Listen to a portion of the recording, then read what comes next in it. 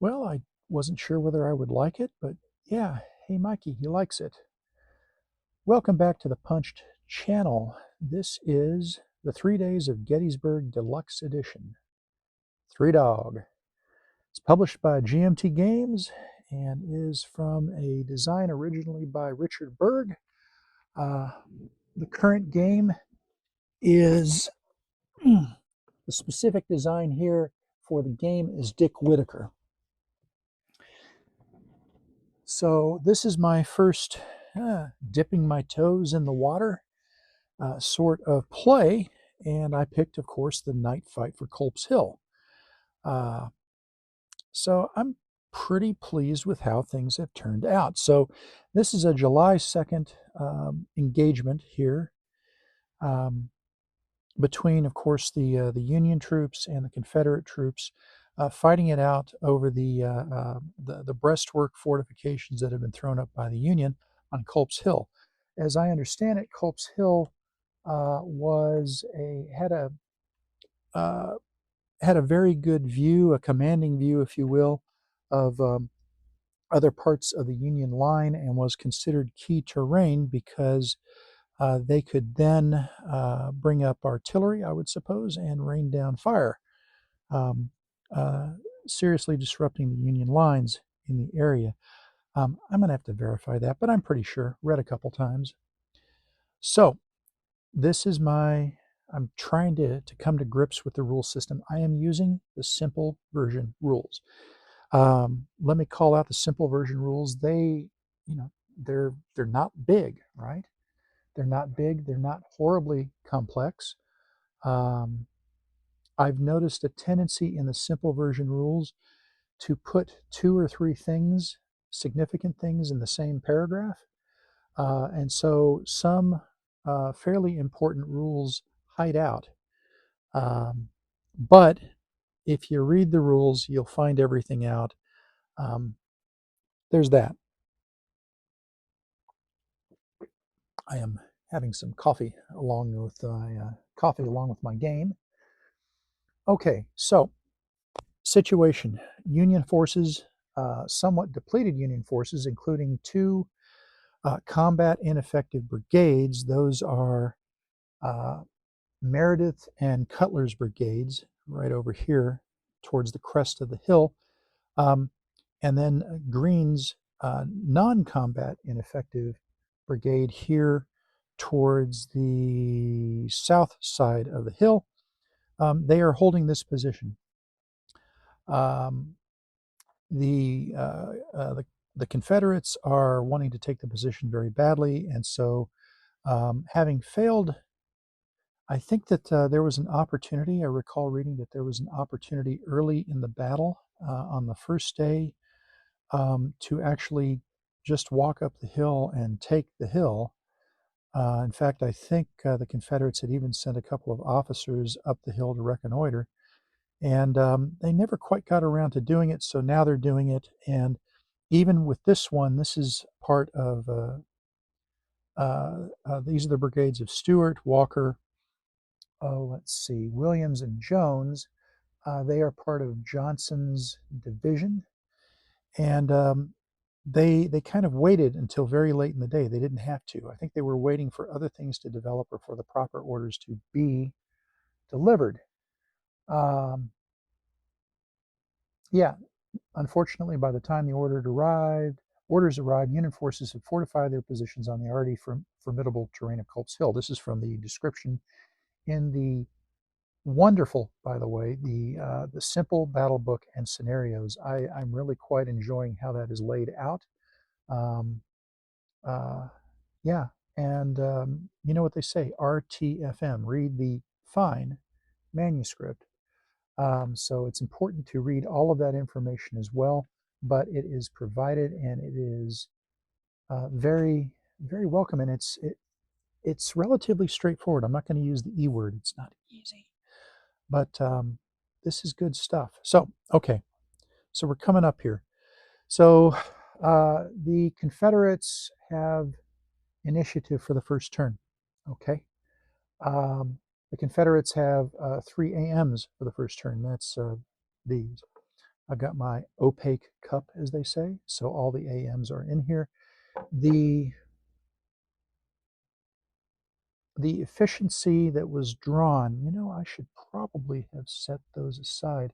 I got a 1 efficiency and a 2 efficiency. The 1 was on behalf of um, who was it? Wadsworth, basically, for um, First Division, First Corps, and then Green got me 2 for Third Division, no, correction, Second Division, 12th Corps. So a grand total of 3 AMs on both sides. Now, of course, the Confederates having one initiative, they got to go first, as I understand the rules. Okay, so what's happening here? Basically, Stewart and Walker are somewhat out of position, and so they are getting on the approach to cross Rock Creek and doing some maneuvering to ultimately I will cross and bring Stewart's forces to the north of Walker's forces. So these two stacks, a stack of a couple of regiments here of Stewart's and a couple of regiments here of Walker, they're going to cross over basically and get everybody aligned up. That's my intention for the next activation that they get. So that said, that left Williams and Jones, their brigades, to come in and launch the attack. I figured, why wait?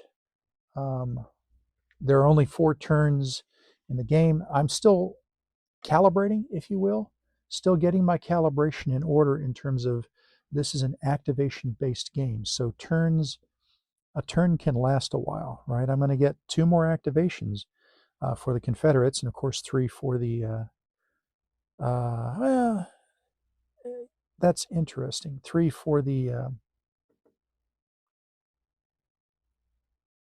yep. All 11th Corps reinforcements will use the efficiency draw for First Corps and activate with Wadsworth's AM. So I think if I did this right, and let's see if I did this right, I've got Wadsworth, Geary. There we go. I've got 2 for Geary. I've got, and that is the Geary's efficiency. And then for Wadsworth, what I got was, I believe he had a 1 with which to adjust, so he got the extra AM. Okay, so this is my first time out. I am, what was the phrase from the movie? Outbreak, yanking and banking here, right? I'm going to make all kinds of mistakes. Feel free to point them out, but do be gentle, do be kind. They are not, none of these are intentional mistakes. And I've already had to go back and forth several times in terms of the combats. Got a great answer, by the way, from Nathan Mueller the other day, which was, okay, it was unclear to me on the fire table that having taken a cohesion hit, which disorders a unit, does the cohesion check occur simultaneously and thus it sucks up the, is the unit considered ordered or disordered at the time of the cohesion check? And the answer is the cohesion hit disorders the unit. The cohesion check is performed as if the unit had already been disordered, which means that failing the cohesion check will cause another step strength point loss, and it will cause a retreat, which comes into play here. Now I have an outstanding question from this afternoon's play, which is, okay, if I get a cohesion hit on a stack, what does that mean? Does that mean that all units in the stack are disordered or only one unit? I've checked the rule book, particularly 6.18 and 7.2 that appear to deal with this sort of thing, and neither is clear. The rules seem rather unit-oriented in general. There are plenty of references to stacks, but not a specific one in this case. So hopefully Nathan has been really outstanding about answering rules questions. So we'll see how this goes. And it didn't really quite come into play. Okay, let's go and do the play-by-play. You can see the 3 X's here. And I'm going to zoom just a wee bit in, if I can do this. I'm having to manually reposition the camera to get a nice zoom here. But we will go like this. All of the fire combat is right here. Okay. So I'm going to go down in hex order. So 5013, the combat was, who was it? It was this unit, this stack, which is the 42nd Virginia and 50th Virginia, attacking, engaging in fire combat against the 7th Indiana. And so Union rolled a 6, which was a cohesion check, which the Confederates passed. The Confederates netted an 8, yep, which was a cohesion hit, a cohesion check, which the Union forces passed, and one strength point, I guess. So we wind up with Cutler taking the strength point. It's doubled because of the combat ineffective brigade, as I understand the rule. So that was it. That was all that was going on for that combat. A little bit more consequential here at 5112. That was this large stack here, 21st Virginia, 44th Virginia. I guess I had to write these down. 25th Virginia, uh, initiating fire combat against the 60th New York. Let's see. So I'm going to do this in 2 parts. So I'll do the kind of an initial part here and then tell you where I overlooked some of the rules and figured it out later. Okay, the Union return fire was a 0 for no effect. The Confederates had a good shot. I didn't record the die roll, but they got a cohesion hit, cohesion check, and 1 strength point. The Union failed their cohesion check, so they had disordered on the cohesion hit. As they were disordered when they failed their cohesion check, they retreated 1 hex and took a 2nd strength point, and then did the retreat. And you can see the advance after combat right here from the Confederates. So that is consequential. And let's take a look at what Green's got. He should have a 2. I think he's got a 2 because his brigade is not combat ineffective. So he just took the hit straight up. Now, I was going through the rules, just doing a review to make sure that I hadn't overlooked anything, and I had overlooked something. Specifically, the 2nd paragraph. By the way, good job splitting it out into a 2nd paragraph. That's much appreciated. These aren't hidden. It's just a matter of reading the darn things. 1 additional non-phasing stack may also return fire. So I went ahead and did that. No, I didn't. I didn't do that here because both of the appropriate or potential candidate stacks were already engaged in fire. 5212, 5212. Right, so 5112, that's not in play. Let's come on down to 5212. So 5212 was, let's see, it was, did I take this charge marker off? That's where that went. There you go, chargey. So we had an exchange of fire. Was that correct? Yeah, we had an exchange of fire. So coordinated fire here and return fire here, and which is what it is. And it was it was swapped cohesion checks, which had no effect. Both stacks were fine.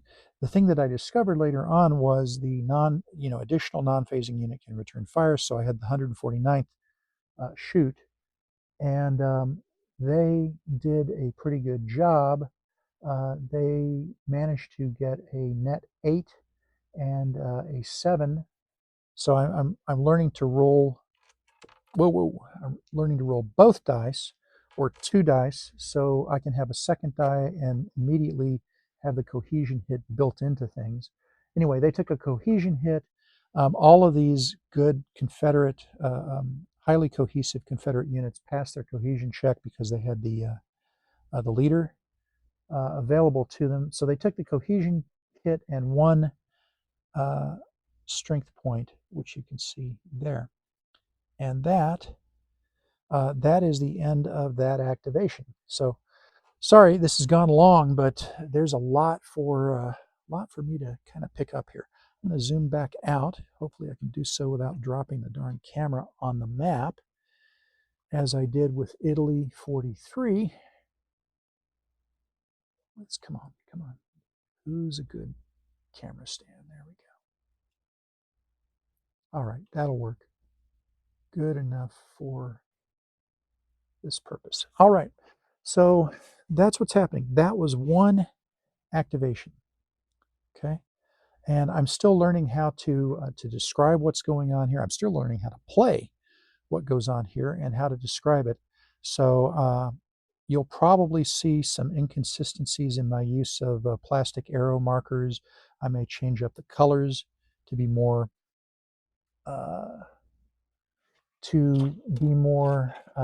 contrasty, if you will. So, for example, this white, using a white um, uh, target marker really pops. I may wind up doing that. So we'll see what happens there. But so far, I'm having a lot of fun with this. This is my first tactical game, I mean, in dog years, really, several dog years, worth of human years. I just haven't played tactical in a good long time. And frankly, the last tactical stuff that I did was stuff like BattleTech. So yeah, I know. It's what am I doing bringing BattleTech into a discussion of this one? But it's been a heck of a long time, and I'm really quite enjoying it. Everybody's getting to shoot. It's not just one side being kind of passively on the defense, which is what you often get with an operational level game. The tactical game, everybody shoots, and I am liking it so far.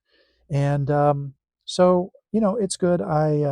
As background to this, I read through it took me a while to find it, but I read through Sears, Gettysburg, and read through the night fight for Culp's Hill. There's a lot to unpack here, but you know what? Looking at this, I've got 4 turns, and I've got, count them up here, I've got a total of 8. 8? That's not quite right. 7. 7 activations are going to happen. And to look at the back and forth in Sears' description, based on the available research and so on, I think that this is going to feel pretty good. I'm going to feel like I got my really getting the narrative out of it. It's like, okay, we've already pushed past the breastworks for starters here in the first activation. We'll have to see what happens next, and I have to say I'm pretty happy with this. So hopefully I haven't mangled the rules too bad, and I am not familiar with all of the rules, but as I go through and figure things out, I think I've got some of at least the basics. Right, I've got my DRMs, my combat results.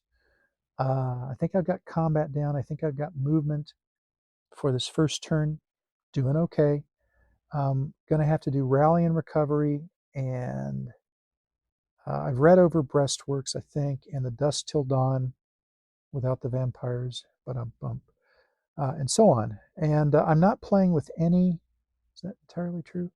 As far as I know, I'm not playing with any of the optional rules. So I'm not playing with refused flanks, green units. I am playing with extended lines. Okay, you can't avoid it. It was called out in the setup. Oh, no. It may be placed extended. I went ahead and did it. So I am playing with extended lines. Go figure.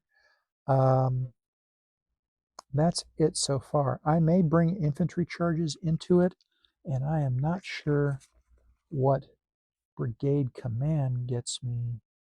Oh, the action profiles is what it seems to get me. But I am playing the extended lines. Yeah, I'm not playing infantry charges so far. I see where it comes from. Very, very morale-based sort of potential outcome. So, all right. Well, next up, the next activation, and I'll see you down the road.